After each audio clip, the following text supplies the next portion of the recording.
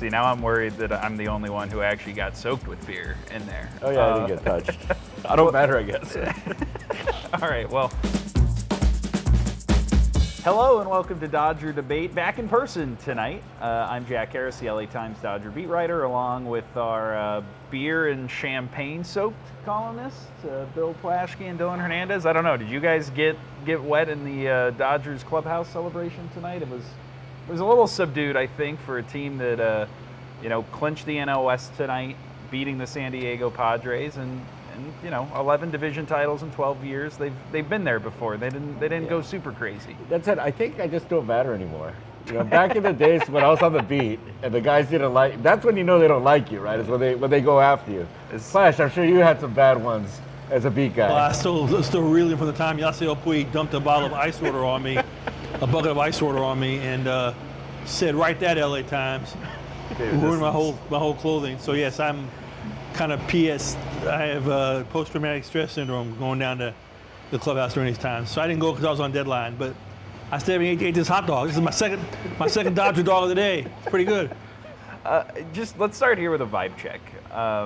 The Dodgers have clinched the division. They've clinched a first-round bye. They avoided what looked like a really scary injury to Freddie Freeman in the 7th inning tonight as they were coming back in the game to win. He rolled his ankle, but he's going to be okay. So as you kind of look ahead to next week now, the Dodgers will open the NLDS on Saturday.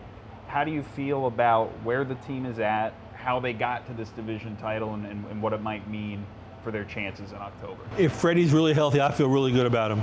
I've gone 180 degrees on him. Buehler pitched well enough tonight to get the win. He got a few hits against him, but he only allowed 2 runs. They had a great the 41st comeback they've had this season. Yep. Shohei in the middle of it all. As long as they have Shohei and Freddie's healthy, they got a chance to win it all. I mean, they really do. I think the starting pitching has been good enough the last 2 days to get them through a 7-game series. Yeah, I think, my feelings about the team have just really kind of gone along the starting pitching, right? So, when Yamamoto came back, had that great 4-inning start, I was like, okay, they're on their way. Right, and then since then it hasn't been as good, right? But today, like Walker Buehler showed something really, right? I mean, I think you kind of wondered with the diminished stuff, can the heart just carry a guy like that? And I thought today he kind of did right early in the game. In the first couple innings, they had him on the ropes there. He got out of those things. Obviously he, I'm sure voices displeasure with being taken out of the game. To put mildly, but I thought again he kind of showed something today, and so now you kind of start seeing a path to them to win, right? I mean, if Yamamoto, he seems to be sick right now, assuming he can kind of get over that, pitch well Saturday, maybe build up some length a little bit. Now all of a sudden you have a, not a great rotation, but a decent rotation between Flaherty, Yamamoto, and now Buehler. But I got to ask you, Jack, because we went through this with Max Muncy a couple years ago at first base, an injury in the last week of the season. How bad is Freddie? So the word is that it's not that bad. Andrew Friedman was the first one to kind of quell fears. We were waiting outside the clubhouse. We saw camera shots of him on crutches and in a walking boot, and with just the way he looked on the field, it was really concerning. But Andrew Friedman said that he's not going to play this weekend. He's not going to travel this weekend. But if the Dodgers had meaningful games, they think he would be able to play. Freddie Freeman said that X-rays on his ankle were negative. It's just really swollen right now, but that the initial word he got from doctors is that once the swelling and the fluid goes down, he should be okay, and that he's optimistic about playing next Saturday when the division series starts. I remember when Muncy hurt his elbow, they kept saying he was going to be fine, he's going to be fine, he's day to day. And before he knew it, he missed the entire postseason and he killed the Dodgers. And he opened the next spring apologizing for lying to reporters about the severity of his injury. So this would be a death knell if they don't have Freddie Freeman. I know he's it feels like the whole team sometimes, but Freddie really drives that engine as well, and they really need him. Based on what we heard tonight, I'd be a little surprised if he's not ready to go by Saturday. I look at this whole stretch, for all of the problems that the Dodgers have, the very clear, glaring ones, the fact that they've had to rely, even in this series, on a rookie pitcher who has 14 career outings, on a pitcher in Walker Buehler who has a 5.5 ERA coming back from Tommy John, and on a trade deadline acquisition who's been solid but maybe not spectacular. Those are obvious problems. Some of the problems at the bottom of the lineup are clear. And yet, at multiple times this month, when the team needed to play well down the stretch, needed to win important games, they did.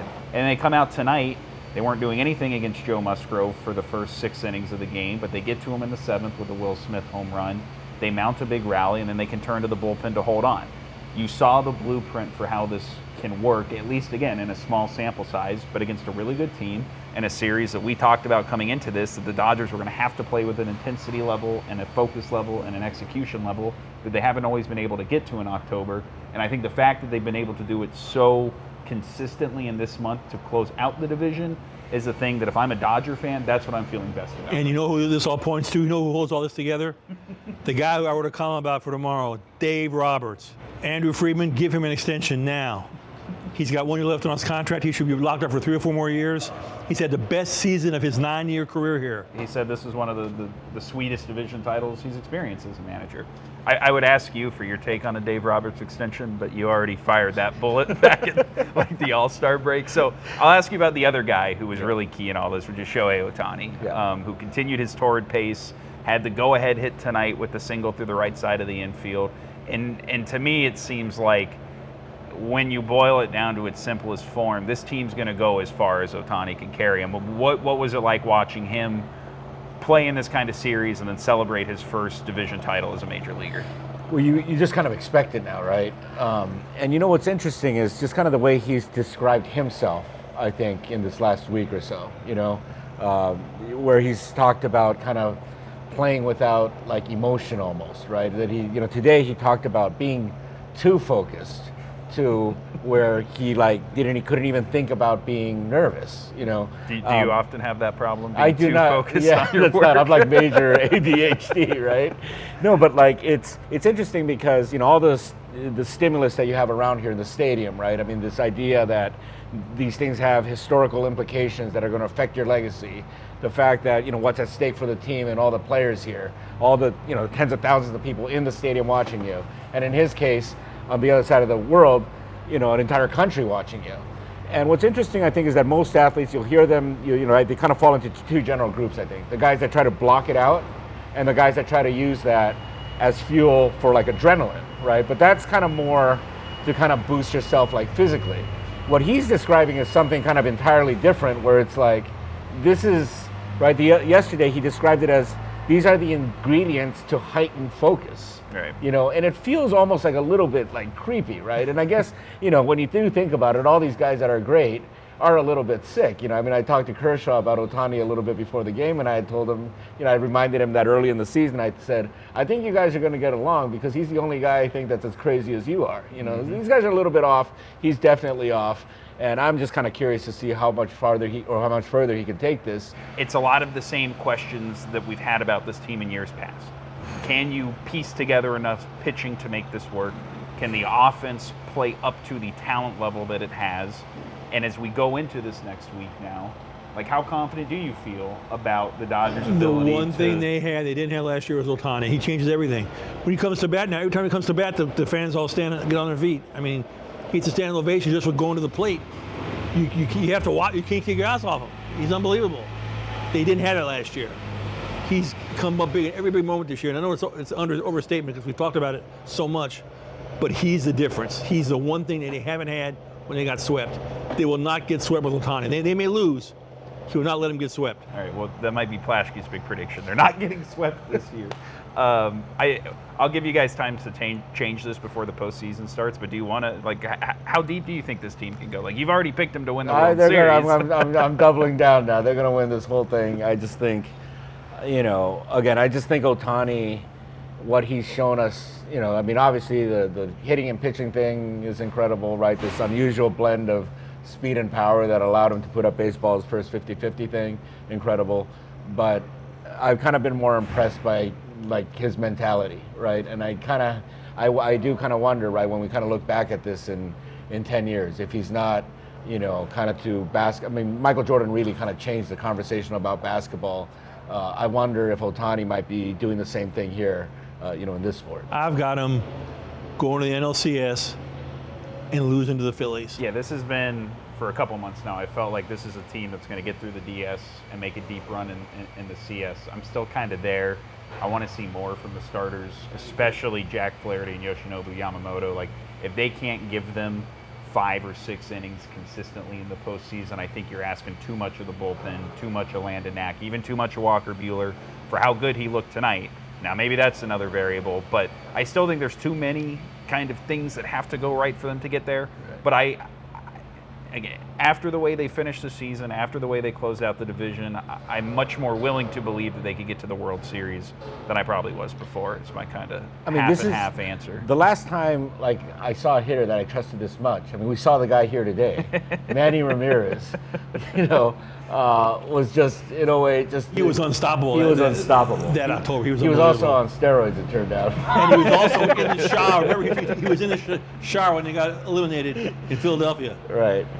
And how far did they go in 08? Well, but it was a considerably worse team. I mean, they were owned by a guy that filed for bankruptcy a couple of years later. No, in fact, they announced their divorce. Frank and Jamie McCourt, on the day they lost to the Phillies, they got knocked out of the playoffs. You two are impressive. On the best day of the Dodgers season, you've gotten Frank McCourt back into the conversation. Manny was here tonight. That's the thing. Manny was here. Dylan and I cheered Manny. Both times he was on He's camera. the most fun guy we ever had to cover. You know what was great too? I don't know if you noticed. He left early. Really? I talked to Kershaw. I asked him, "Hey, did you see Manny? He left early." And Kershaw was like, "Oh, it sounds like him." But the Dodgers again clinched the division. They have a first-round bye. They will be hosting the Game 1 of the NLDS on October 5th, 2 Saturdays from now. We will be here for that. We will be back here after that game, I assume, if not before then. Until then, though, for Dylan and Bill, I'm Jack. Thanks for watching. Thank you for watching the Manny Ramirez Show.